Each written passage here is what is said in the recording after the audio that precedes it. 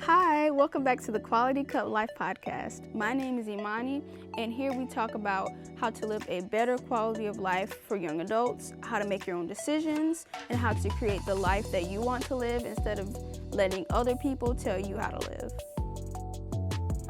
So, thank you so much for listening, and let's get into the show. Hey y'all, so I'm just gonna warn you, this audio is not very good. It was very windy that day, and so I did not have a windscreen on.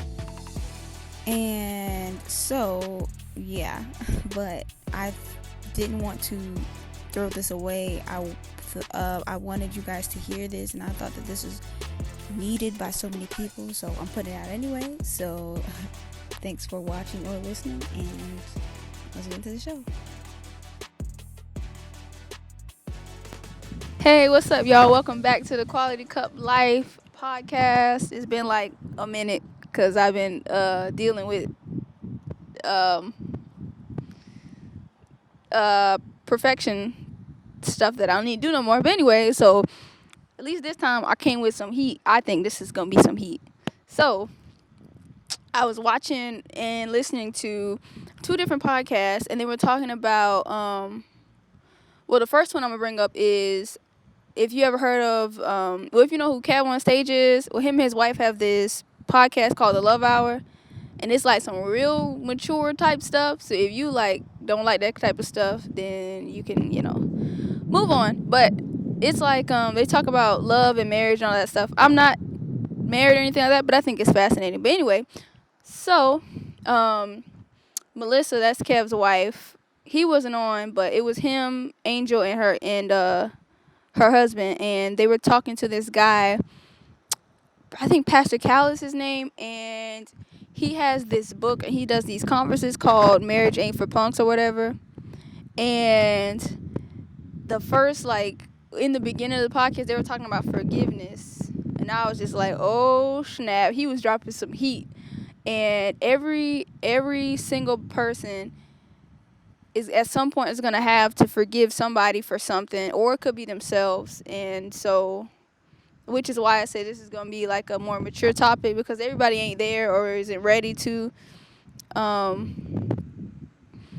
forgive. And I think it was also like a really great way or a different way to look at forgiveness, because I noticed lately that there's some people that I need to work on forgiving, and if you don't, and you just hold on to stuff, it's gonna hold you back. And we all have heard like the forgiveness is for you, not for the other person, and that type of. And what's the saying? It's like pouring or drinking poison, but expecting the other person to die, or something like that. And it was just like a cool, different way of explaining how forgiveness like affects people, and how the proper way it works, and like a different perspective. So anyway, so I got my notes, and okay, so I have like a bullet point list or whatever, and one of the cool things that Pastor Cal said, and I quote, he said, "If you're not ready to do the work, don't walk down the aisle."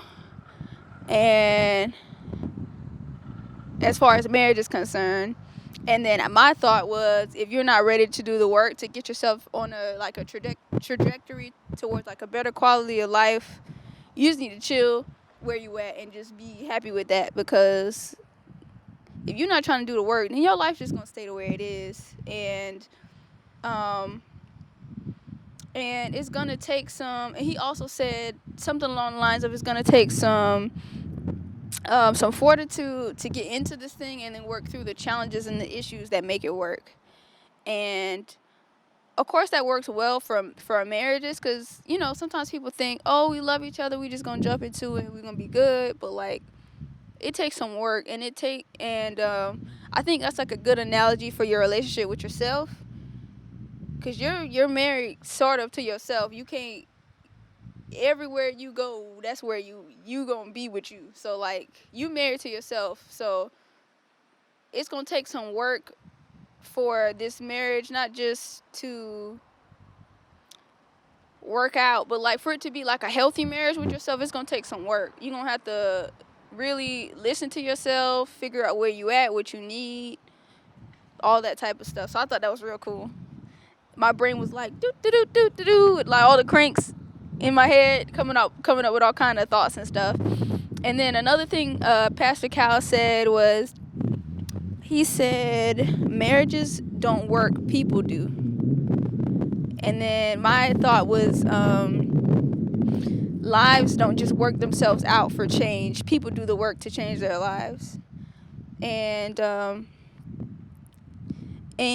I just thought that was so cool. Like, that's just a different way of doing things. People will gladly work on other people's things or on their jobs or whatever, but they don't want to do the work to change their. They don't. Not only do they not want to do the work necessary to change their lives, but they don't want to study what it is that people that actually makes change in people's lives, or actually could make change in their lives. They just want to do what they think they know, and it's like, well, if you knew what was right, you would have done it. So why don't you figure out some new information and apply that? So it just basically it don't happen by osmosis. You gotta put something in. And then another thing this guy said, Pastor Cal said, was he said when people say this man said when people say my marriage ain't working, that's because you ain't working. And I was just like, oh. He said you ain't working. I was like, oh my God. And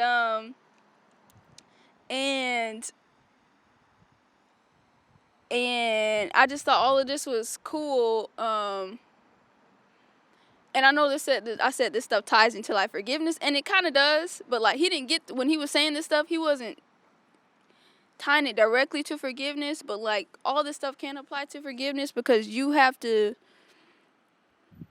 basically work with the marriage within yourself to figure out how you gonna release that person from whatever it is that you need to forgive or let go of. And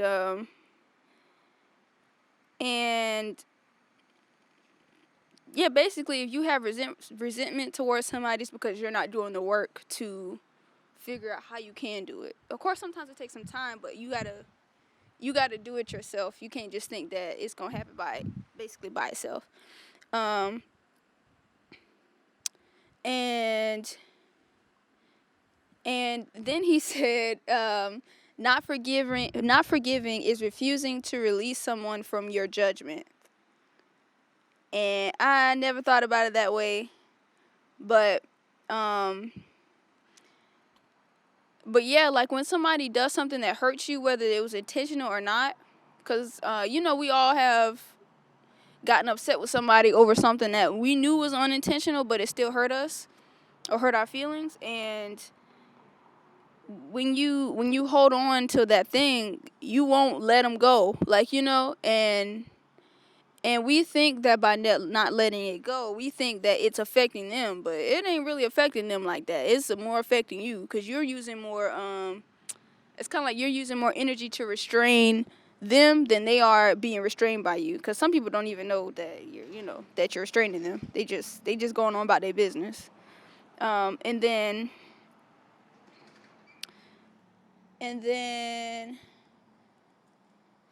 then he after that he said that not only do you have to forgive the act, but also the actor, and forgive them for what they did, who they are, and the possibility that it might happen again. And I was just like, oh my God, especially when you're in a marriage. Like, once again, I'm not married, so I don't quite understand or know what it's like, but even if it's like a close family member or something,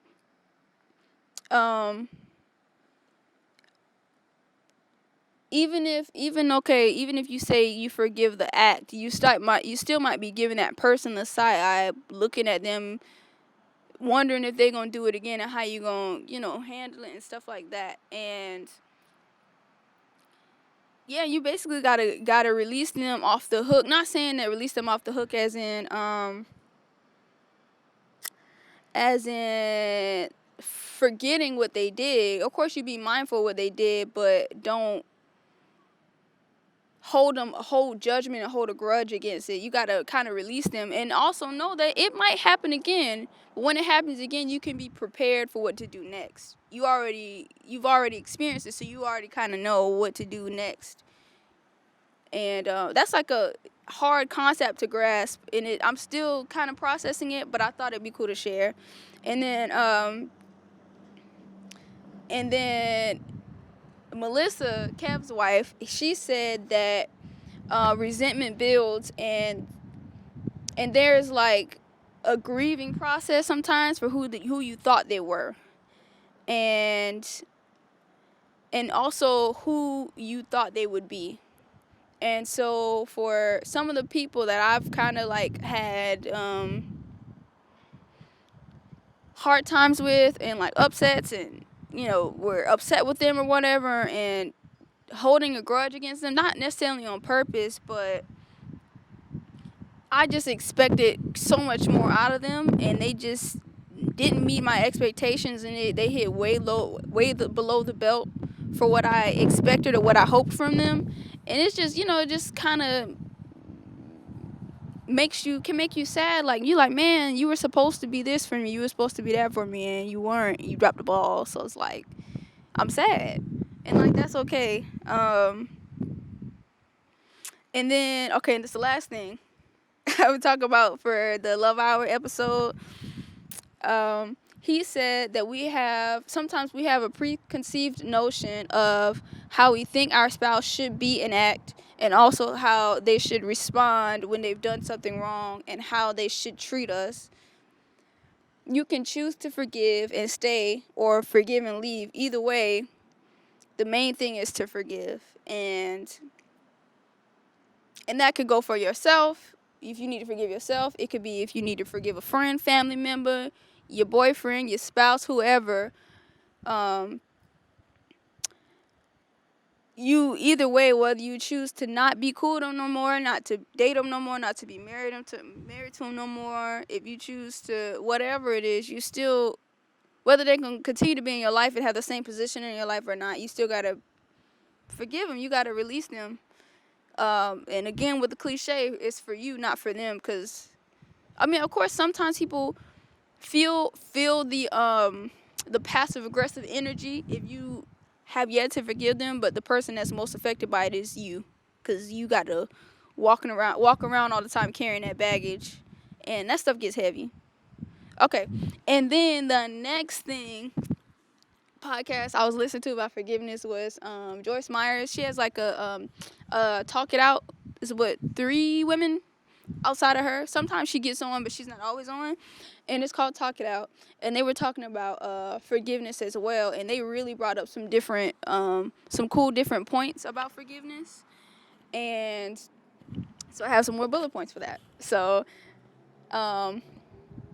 this lady on there named Ginger, she like hosts a lot of Joyce Myers stuff.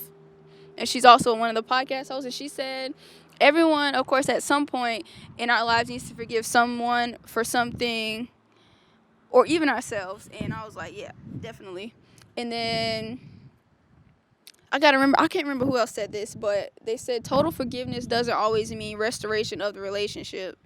It is, however, how you think about them, feel about them, pray for or about them, what you would like to see happen to them, and how you respond, even how you respond to them when you hear they've been blessed or like something good happens to them. Because, low-key, sometimes, or at least for me, sometimes I'd be like, oh, yeah, I forgave that person. But if I hear something good happen to them, I'm like, how dare you? How dare you, God, let something good happen to this criminal? Not criminal, but, I'm like, why couldn't you let that happen to me? Why you gonna give that blessing to them? Like, you know what I'm saying? So, it's basically it's not necessarily all about feelings. It's like, how do you respond to them, basically. And then Joyce said, we really don't want God to forgive us according to how we forgive others. And everybody knows, or at least has heard of, the Our Father's prayer, forgive us our trespassers as we forgive those who trespass against us. He like, if she was like, God, like if God all powerful is freaking keeping the earth floating in space, and we like a freaking grain of sand, you know what I'm saying, compared to if he really, and we do God wrong all the time, all day long, like if he really, we don't really mean that prayer when we say it, basically. Because if God treated us the way we treated other people, as far as when we do wrong, like we be coming out the womb as soon as when you know how babies will bite somebody if they get mad, you dead, you out of here. You know what I'm saying? You know what I'm saying? We wouldn't even make it to adulthood. So I was like, ooh, you right about that. And then she said that another thing Joyce said was, she was talking to this girl, and she was saying that she counted how many times in 1 week that she had the opportunity to be offended. And as she did that, when she was like paying attention to how many times she was offended, or she had the opportunity to, she had to actively make a decision on whether to let it go or not. And then she counted it, and it turned out to be 42 times in 1 week. So if she decided to hold grudges against all those things that she could have been offended by all 42 times, you know how heavy that is after 1 week? And you know there's going to be another week after this week? Like, that's a lot. Who got time for that? You know what I'm saying? So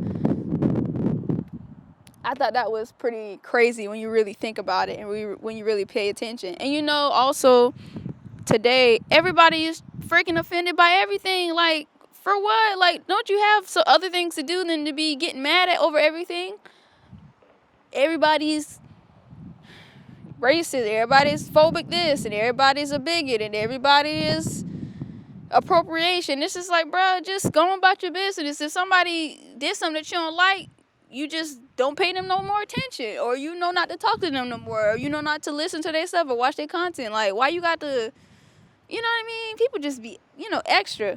I'll be like, get out of here.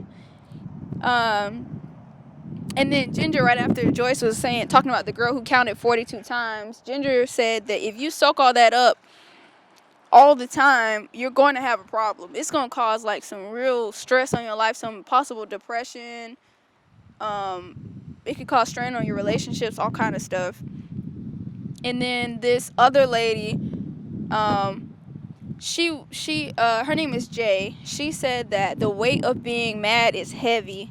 And she said it's heavy to be angry all the time. It robs you of the present. Sometimes, and she said, sometimes I feel justified in being angry though. And I like, for real, like sometimes you are I think it is fair to be justified in being upset sometimes. It's okay. It's okay to be upset, but it's just I think how long you hold on to that upset and where you how you handle it, how you respond to it. That's what I think. And then I think this was Jay again. I might be wrong though. Somebody else said, if we think about our offenses towards God, which is what I was saying before, there's nothing that anyone has done to you, me, or anyone else greater than our sins and offenses towards God, and how merciful He has been towards us, even the things we don't realize that we do. And if you think about like all the times that you've been offended by somebody and you know that they didn't realize that they offended you, you didn't really say nothing. You just kind of like, you was like, I ain't about to, say nothing. But you still thought about it though. Imagine how many times that happened to you between another human. Can you imagine how many times that we've done that to God? You know what I'm saying? Every last one of us. All 8 billion of us plus the people in the past, all kind of. So yeah, we don't want no smoke. We don't want no smoke. And then this other lady named Erin, so it's 4 of them speaking on this podcast episode. She says, moving forward, choose not to dwell on what was done. Sometimes dwelling on it can cause you to be held back from moving forward with your assignment on your life. And especially if you're taking it personally. And I think that, or at least I know for me, I've been realizing lately how much I've been unknowingly holding on to stuff based on upsets I've had with people and things that I haven't, conversations that I haven't had with people, and um, just a lot of stuff. And I didn't realize that it was affecting me like right now today, and it even affected me as far as me, putting out constant content consistently, and making sure that I'm regularly producing for you guys, and that I didn't realize that had something to do with it. I thought I was cool. Like, I'm like, that ain't the problem. It's got to be something else. And it's just like, no, it's not. I mean, there's some other things, but like, this is a really big thing that you need to face. You know what I mean? So, and then Joyce said, Satan uses rejection to keep us from growing and moving forward. And boy, that rejection thing can mess you up if you let it. And I think when you get offended by somebody, it's because you took it as some type of rejection. I think I never really thought about it that way until like literally just now, but I think that is why we get offended, because we feel like some part of us isn't acceptable to whoever it is that we're offended by. And I mean, although it hurts and it's uncomfortable and it sucks, I think in a way it's also helpful if we let it. Like, we can learn something from it, and we can kind of grow based off of rejection. But it depends on how you handle it, because also if you handle it not so great, you can use that rejection to keep you stagnant where you are, or not stagnant, but have you pushed backwards instead of forward, unfortunately. So there's that. And then I don't remember if this is my thought or if somebody else said this, but I typed. I have in my notes, God uses rejection and sometimes to get us to step out and not hide behind or be so attached to other people's approval. Also, to prepare us for the future rejection that we'll face in the future, the higher up you go. It sometimes motivates us to go to him for comfort instead of validation, oh shoot. It also sometimes motivates us to go to him for comfort and validation instead of people. I think it was Aaron that said that.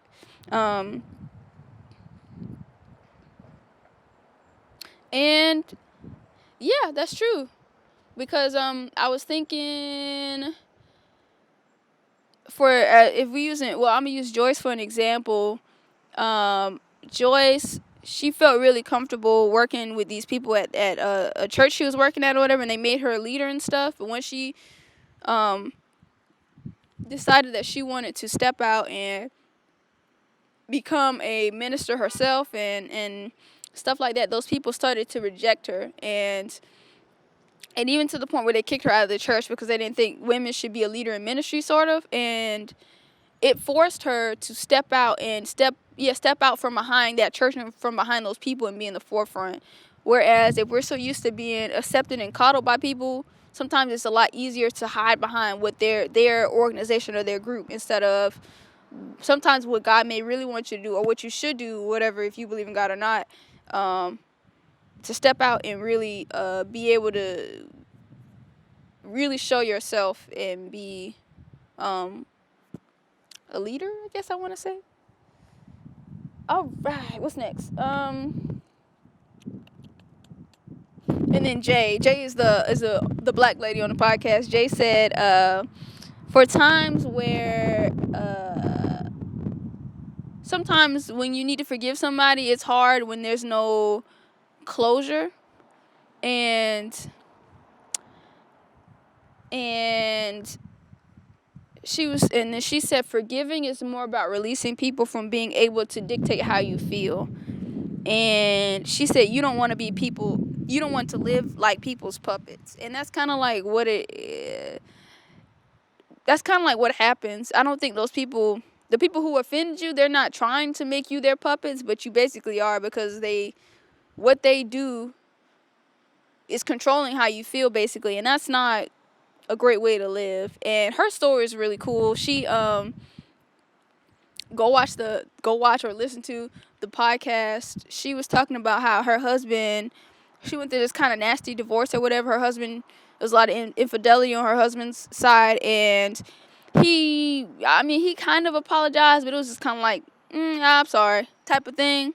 It wasn't like a real apology, so there was no room for closure.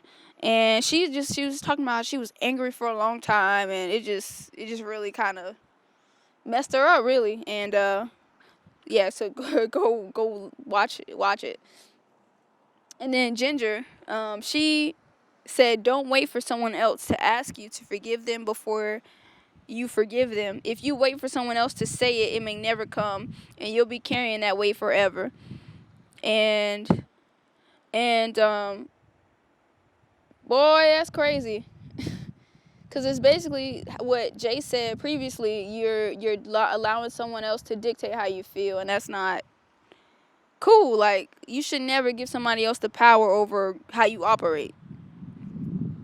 And then I keep saying this person said, and then that person said, but Joy said another good point. Even if the person who offends you apologizes, it doesn't mean anything unless you make a decision to release them or not.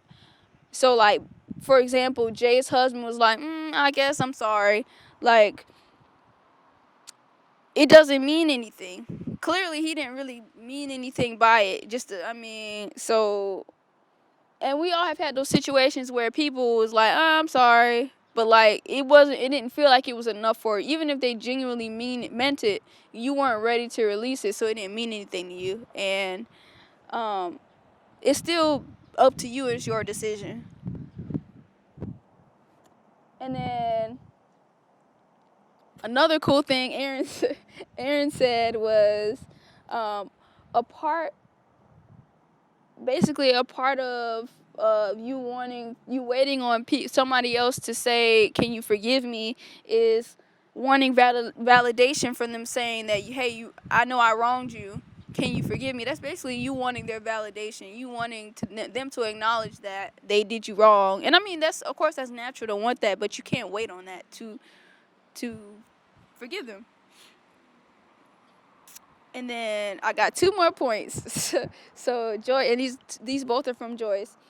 She said, people don't understand that forgiving doesn't necessarily change the way you feel about the person. Forgiveness isn't a feeling, it's a decision about how you're going to treat people. And I thought that was crazy, because I was like trying to figure out, okay, every time I think about these different scenarios where these people didn't do right by me, like, I feel sad and I feel angry, and I feel like you really didn't care, did you? Like, and and it's not about how you feel. It's more about the decision of how are you going to respond to them in the situation from this point forward. And we all got a choice, basically. And then the last point I have from Joy, she said, God wants us to always choose to do the right thing, no matter what anyone else does. And that's not just that's not a principle just for if you believe in God or whatever. That's a character thing. You need to do what you know is right no matter what. No, whether somebody's expecting that of you, somebody's listening, whatever, it doesn't matter. You got to choose to make decisions that are right no matter what. And so that's what I got. I thought those 2 podcasts were awesome, and I thought that a lot of people probably need to be reminded to forgive, and also just have a different perspective on forgiving, because a lot of people just kind of say the same things, and these were different perspectives that I've never heard before. And so I hope this is helpful. Share it with somebody else who you think may need it. Thank you so much for watching and listening, and I'll see you later. Bye.